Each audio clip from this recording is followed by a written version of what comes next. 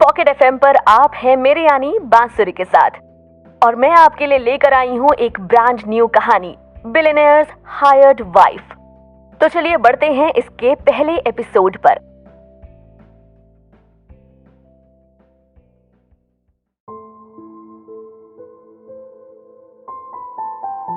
अदिति अपने हॉस्टल के रूम में अपने बेड पर लेटी हुई कब से सीलिंग फैन को ही घूर रही थी। पता नहीं क्या क्या ख्याल उसके दिमाग में आ जा रहे थे। जिंदगी में पहली बार वो इतनी कंफ्यूज्ड थी।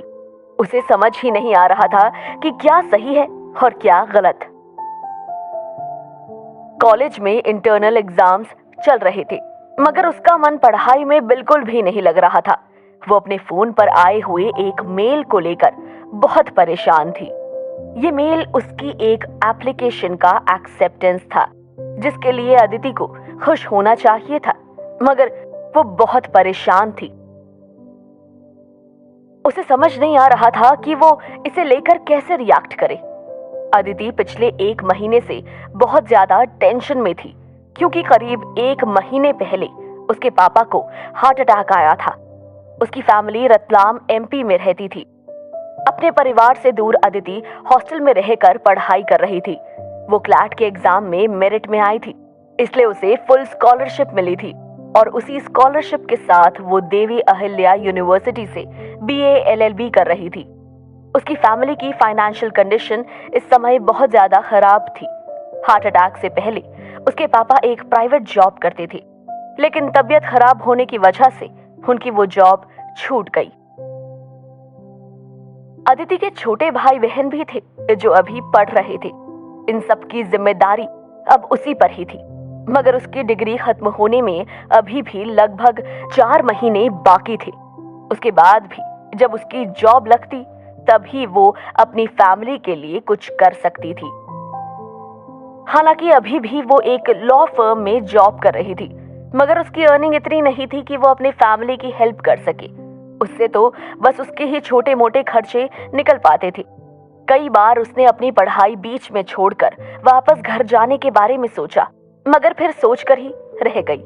एक्चुअली इंदौर आने से पहले उसके पापा ने उससे ये प्रॉमिस लिया था कि वो अपनी पढ़ाई पूरी करेगी। पापा की याद आते ही उसकी आंखों से आंसू निकलकर उसके गालों पर आ गए। वो कैसे भी करके जल्द से जल्द बहुत सारे पैसे कमाना चाहती थी, ताकि अपनी फैमिली को सपोर्ट कर सके। ये मेल अदिति के लिए पैसे कमाने का एक बहुत बड़ा मौका था, और वो इसे बिल्कुल भी गंवाना नहीं चाहती थी। मगर इसके लिए उसे जो काम करना था वो इतना आसान नहीं था। वो मेल वो लगभग 100 बार पढ़ चुकी थी, और जैसे ही उसने 101वीं बार पढ़ना शुरू किया, रावी ने रूम में आकर उसे आवाज दी। अरे यार अदिति, तू भी ना अभी तक यूं ही लेटी हुई है, लंच के लिए नहीं चलना क्या? उसकी ये बात सुन अदिति को याद आया कि आज संडे था और आज मेस की छुट्टी होती है। उसने कहा, अरे हाँ, मैं तो भूल ही गई थी कि आज मेस बंद है। रावी और अदिति रूममेट्स थी, साथ ही बेस्ट फ्रेंड्स भी। वो भी उसके साथ बीएलएलबी ही कर रही थी। रावी ने उसे खींचकर उठाते हुए कहा, अब चलना यार, बहुत जोरों की भूख लग रही है। अदिति का खाना खाने का बिल्कुल भी मन नहीं था, मगर वो जानती थी कि रावी उसके बिना नहीं जाएगी, और फिर वो रावी से इस मेल के बारे में बात भी करना चाहती थी। हॉस्टल में इस बारे में बात करना ठीक नहीं होगा, अच्छा है कि कहीं बाहर ही बात की जाए। ये सोचकर वो उठकर तैयार हुई और रावी के साथ चल दी। रावी पूरे रास्ते कुछ ना कुछ बोले जा रही थी, मगर अदिति उसकी बात का एक भी शब्द जैसे सुन ही नहीं रही थी। वो अपने ही ख्यालों में खोई हुई चली जा रही थी। तभी रावी जोर से चीखी, अदिति! उसकी चीख सुन अदिति जैसे किसी नींद से जागी और अपने ख्यालों से बाहर आते हुए बोली, क्या हुआ, इतनी जोर से क्यों चिल्ला रही है? रावी ने गुस्से से कहा, चिल्लाऊं नहीं तो और क्या करूं? तू तो जैसे नींद में चल रही है, तभी तो तुझे ना तो सामने से आती कार नजर आई और ना ही उसका हॉर्न सुनाई दिया। अदिति ने देखा वो चलते चलते सड़क के बीचों बीच पहुंच चुके थे। आसपास से गाड़ियां निकल रही थी, मगर अदिति को इस बात का बिल्कुल भी ध्यान नहीं था। रावी ने उसका हाथ पकड़ रोड क्रॉस की और फिर दोनों पास ही के एक रेस्टोरेंट में खाना खाने के लिए चले गए। अदिति और रावी अक्सर इसी रेस्टोरेंट में खाना खाने आते थे, क्योंकि ये रेस्टोरेंट उनके हॉस्टल से वॉकिंग डिस्टेंस पर था और उनका फेवरेट भी। खाना ऑर्डर करने के बाद रावी ने अदिति से पूछा, चल अब बता, क्या बात है? मेरी बेस्टी इतनी टेंशन में क्यों है? सब ठीक तो है ना? अंकल की तबीयत तो ठीक है ना? इस पर अदिति ने जवाब दिया, आई डोंट नो यार, कल मम्मी का कॉल आया था तो उन्होंने बताया कि अब पापा पहले से बेटर है, बट यू नो ना, मेरे घर वाले मुझे परेशान नहीं करना चाहते, इसलिए तो जब पापा को हार्ट अटैक आया तब भी उन्होंने मुझे कुछ नहीं बताया था। पापा के हॉस्पिटल से डिस्चार्ज होने के बाद मम्मी ने मुझे कॉल किया। उन्होंने तो मुझे घर आने से भी मना कर दिया है ताकि मेरी पढ़ाई डिस्टर्ब ना हो। अभी भी मम्मी मुझे यही कह रही है कि पापा ठीक है और मेरे पास उनकी बात मानने के अलावा और कोई ऑप्शन भी तो नहीं है। अभी हमारे इंटरनल्स चल रहे हैं, इसलिए मैं चाहकर भी घर नहीं जा सकती। एंड यू नो, पापा के ट्रीटमेंट में सारी सेविंग्स भी खत्म हो गई है। मुझे समझ नहीं आ रहा कि अब घर का क्या होगा, कैसे मैनेज होगा सब कुछ। कभी कभी तो मन करता है कि पढ़ाई छोड़कर वापस घर चली जाऊं, मगर मैंने पापा को प्रॉमिस किया था कि अपनी पढ़ाई पूरी करूंगी और बहुत बड़ी लॉयर बनूंगी, और मेरे इस सपने को पूरा करने के लिए पापा ने भी तो कितनी मेहनत की है। रावी ने उसका हाथ पकड़ते हुए कहा, डोंट वरी बेबी, तू बिल्कुल मत घबरा, सब कुछ ठीक हो जाएगा। इतनी मेहनत के बाद तू यहाँ तक पहुंची है और अब तो हमारी डिग्री बस पूरी ही होने वाली है। ये हमारा लास्ट सेमेस्टर है। अब सब छोड़कर वापस जाने के बारे में सोचना बेवकूफी होगी। हैव पेशेंस यार, everything will be all right. Don't know यार, I don't understand what's going on in my life. ये सुन रावी ने हैरान होते हुए कहा, क्यों, और भी कुछ हुआ है क्या? अदिति ने अपना मोबाइल रावी के सामने करते हुए कहा, ये देख। रावी ने मोबाइल में देखा। ये वही मेल था जो अदिति हॉस्टल में पढ़ रही थी। जैसे जैसे रावी मेल पढ़ती गई, उसकी आंखें हैरानी से बड़ी होती चली गई। पूरा मेल पढ़ने के बाद उसने मोबाइल अदिति को वापस दिया और उससे कहा, ये क्या है और कैसे?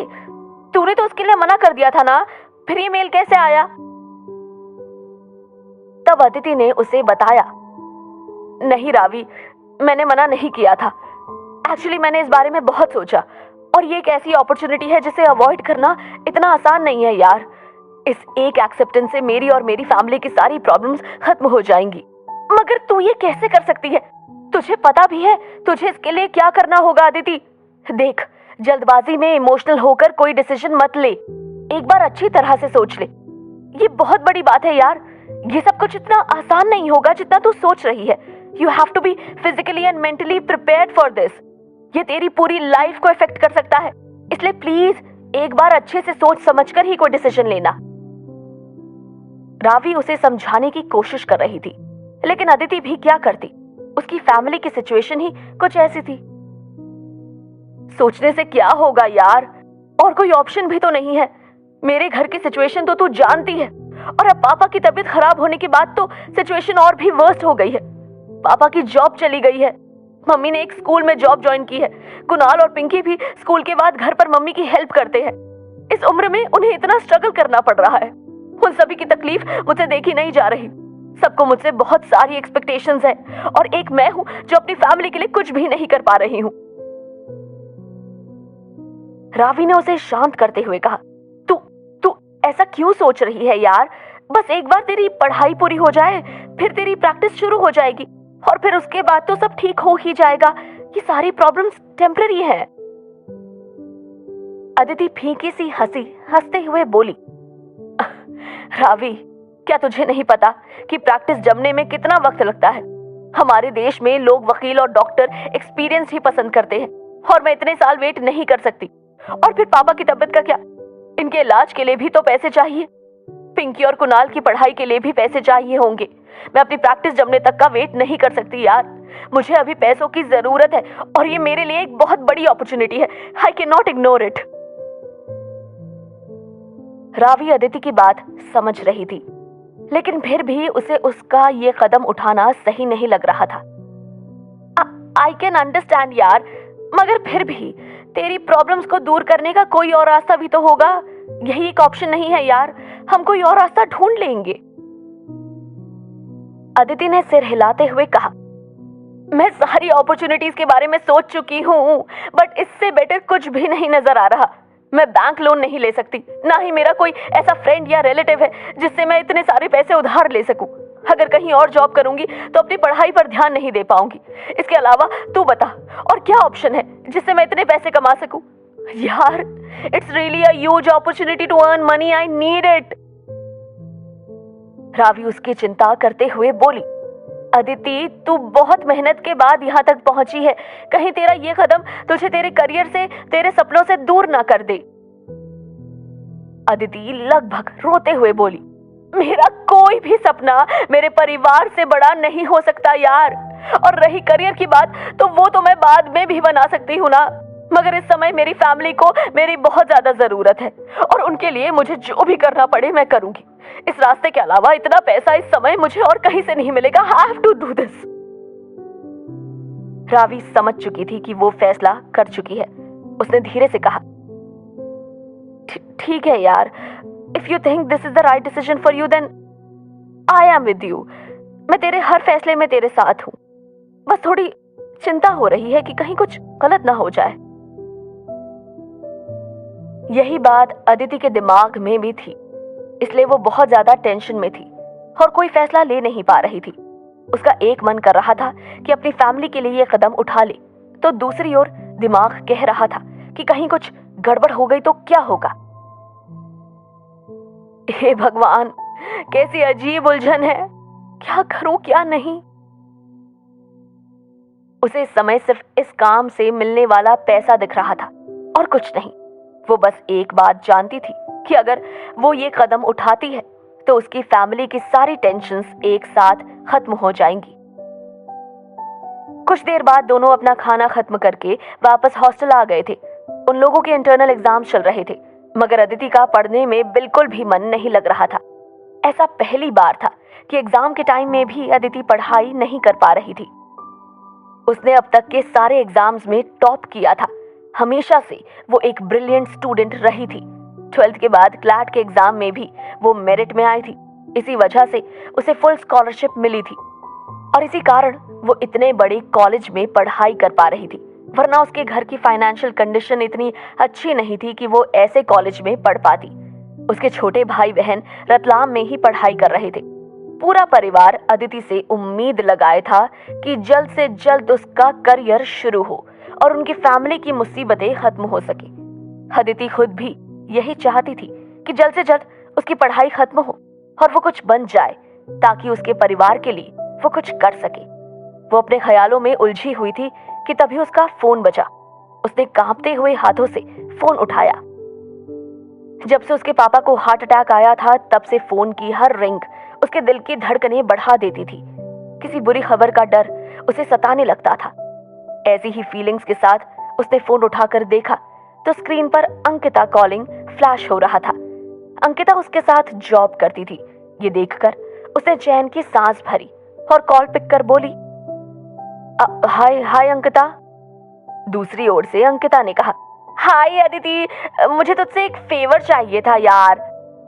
अदिति ने उससे पूछा, हाँ बोलना। वो आज मैं ऑफिस नहीं जा पाऊंगी, मुझे कुछ अर्जेंट काम आ गया है। क्या मेरी जगह तू चली जाएगी? कुछ जरूरी ड्राफ्टिंग करनी है। अगर तू हाँ कर देगी तो मुझे छुट्टी मिल जाएगी, वरना तू तो सर को जानती ही है ना, वो मुझे छुट्टी नहीं देंगे। इस पर अदिति ने उससे कहा, मगर अंकिता आज तो संडे है। आई नो यार, मुझे पता है आज तेरा वीक ऑफ है, बट प्लीज मेरी हेल्प कर दे, मुझे सच में बहुत अर्जेंट काम है। अदिति का मन वैसे भी पढ़ाई में नहीं लग रहा था, तो उसने सोचा ऑफिस ही चली जाती हूँ, शायद माइंड डाइवर्ट हो जाए। यही सोच उसने अंकिता से कहा, ओके आई विल गो। उसकी हाँ सुनते ही अंकिता ने खुश होते हुए कहा, थैंक्स अ लॉट यार। It's okay. ये बोल अदिति ने कॉल कट किया और ऑफिस जाने की तैयारी करने लगी।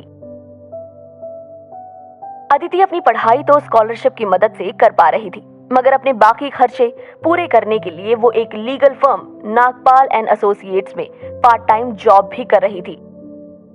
ऑफिस में उसके बॉस ने ऐसे कुछ लीगल ड्राफ्टिंग का काम दिया था। उसे करने के बजाय उसने 15 दिन पहले एक लीगल ड्राफ्ट की फाइल को ओपन किया और उसे ध्यान से पढ़ने लगी। ये एक कपल और एक सरोगेट मदर के बीच का कॉन्ट्रैक्ट था। इस कपल को शादी के कई साल बाद तक भी बच्चे नहीं हुए थे, इसलिए उन्होंने सरोगेसी के जरिए अपने बच्चे को जन्म देने का फैसला किया था।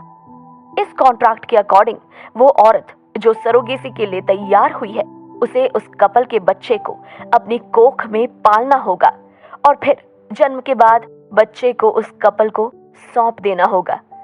जन्म के बाद बच्चे का और जन्म देने वाली मां का कोई रिश्ता नहीं रहेगा। इसके बदले उसे एक भारी रकम दी जाने वाली थी, जिसका जिक्र भी उस कॉन्ट्रैक्ट में था। ये अमाउंट 6 डिजिट्स में था। अदिति के लिए ये बहुत बड़ी रकम थी। अदिति ने बड़े ध्यान से उस कॉन्ट्रैक्ट के हर क्लॉज को पढ़ा। वो इसे समझने की कोशिश कर रही थी। आखिर उसने भी इसी रास्ते पर चलने का फैसला जो किया था,